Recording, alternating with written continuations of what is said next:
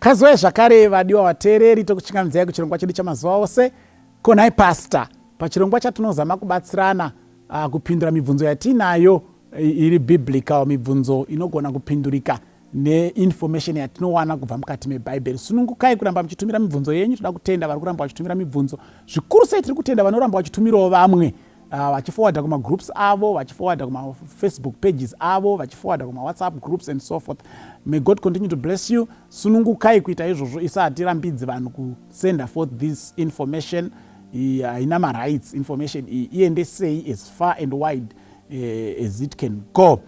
Kokerai vamwe vanogona kungouya pachirongwa chino, vakokerei vauye tiite munzwira pamwe.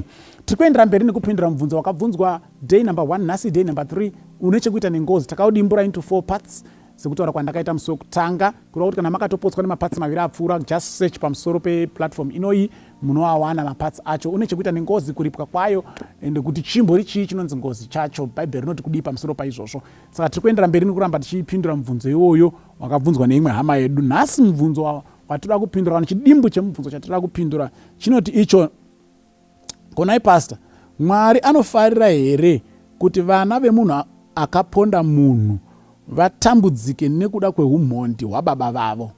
In other words, ari kuti iye, because takataura nyaya yengozi musi wekutanga, saka ari kuti but Mwari anozofara here kuti baba ndo vakauraya but havana chavakaona, vana vavo kana pada vazukuru ndo vaakutambudzwa manje neiri kunzi ngozi yanyakuurayiwa uyu? Mwari anozvifarira here? Mubvunzo wati Mwari anofarira here. Saka tichangopindura mubvunzo iwo kuti Mwari anofarira here. Ezekiel 18 verse 2 to 3. Ezekiel 18 verse 2 to 3. What do you mean when you use this proverb concerning the land of Israel, saying, the fathers have eaten sour grapes, but the children's teeth are set on edge? As I live, says the Lord God, you shall no longer use this proverb in Israel. Hanzi munoreveiko kana mushandisa tsumo iyi pamusoro pavanhu vangu muchiti, vana baba vedu vakadya mazambiringa anovava, asi vana ndo vari kurwadziwa nebwadzira? Hanzi neshoko rangu ndo zvinotaura Jehovha, hamuchazoshandisi zvakare tsumo iyoyo pakati paIsrael. Saka it was believed kuti kana vana baba vakaita zvavanoita, vana ndo vanosafa on behalf of the father. Ndiyo iri kunzi tsumo yenyu yekuti vana baba ndo vakadya mazambiringa anovava, asi vaakuita ugugu kana kuti bwadzira kana kuti uzeza kana tiri kumanikaland vana. Zvakanzi tsumo iyoyo ndatoibhana, ichashandi futi. Mukazaramba muchidzika iri bhaibheri sapachena kuti mumwe nemumwe anomira nezvivi zvani nezvivi zvake. Saka Mwari haafariri kuti vana vasafe nekuda kutadza kwevabereki vavo. Mwari haafari. Because mubvunzo kuti Mwari anofara here? Mwari haafari. Ndosaka akabhana tsumo iyi. Ndaakutoibhana. Revelation 22 verse 12. Revelation 22 verse 12. You know, and behold, I am coming quickly, and my reward is with me to give to everyone according to his work. Mbairo ndinawo kuti ndipe mumwe nemumwe sekubata kwaakaita, kwete kuti ndipe vana sekubata kwamadzibaba avo. Every man according to his work. So God does not enjoy seeing people suffering on behalf of others. Varidzi vemhaka vasina chavaona. God does not enjoy that. Ndosaka paari kutouya kuzopedzisa nhoroondo yenyika ino, ari kuti ndichapa mubayiro umwe nemumwe sekubata kwaakaita.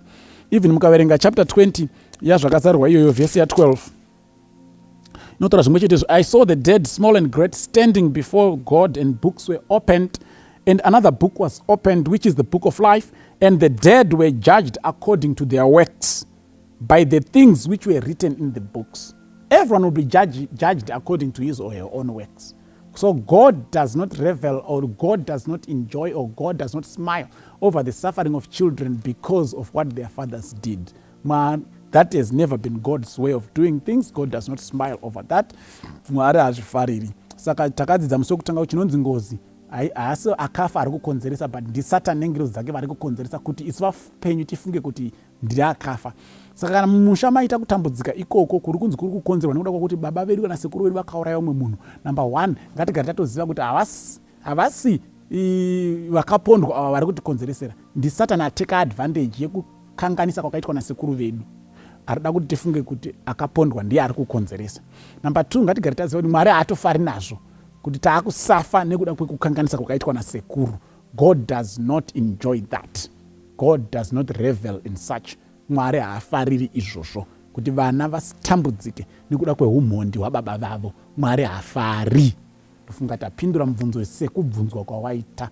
Kana uine mafollow up questions mamwe, please sunungukai kumatumira tibatsirane. Amen.